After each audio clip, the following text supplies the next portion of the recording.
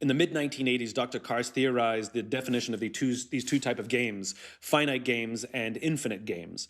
A finite game is defined as known players, fixed rules, and an agreed upon objective. Football, baseball. There's always a beginning, middle, and an end. And if there's a winner, then necessarily there has to be a loser. Then there are infinite games. Infinite games are defined as known and unknown players, which means new players can join at any time. The rules are changeable, which means everyone can play however they want. And the objective is to perpetuate the game, to stay in the game as long as possible. Turns out we're players in infinite games every day of our lives, whether we know it or not. There's no such thing as winning global politics. There's no such thing as winning education.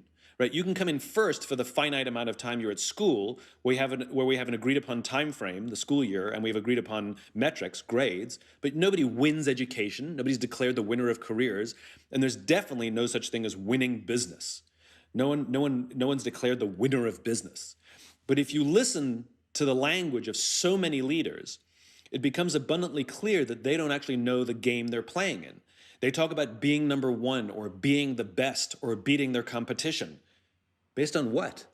Based upon what agreed upon metrics, objectives, or timeframes. And this is a problem because when we play with a finite mindset in an infinite game, when we play to win or be the best in a game that has no finish line, there are some predictable and consistent outcomes.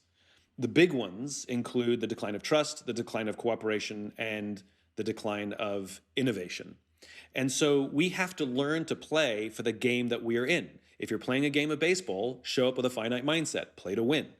If you have a new client, right, that you're trying to pitch, or there is a winning, there's a beginning, middle, and end. And when the client makes the decision to choose you or choose somebody else, then that game has concluded. But if you win the client, if you gain a new client, now you have to convert. Now it's about the infinite game. There's no winning anymore.